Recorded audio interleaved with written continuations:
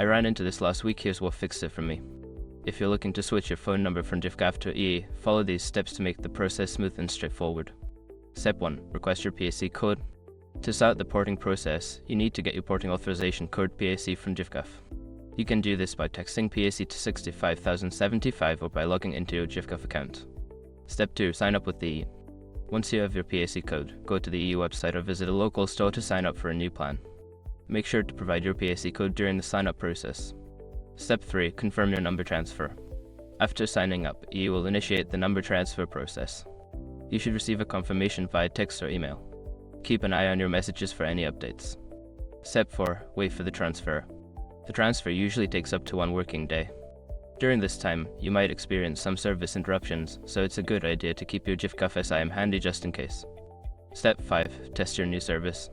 Once the transfer is complete, test your new EE SIM by making a call or sending a text. If everything works, you're all set. If not, contact EE customer support for assistance. Switching your number can feel daunting, but following these steps will help you navigate the process easily. Good luck with your new EE service.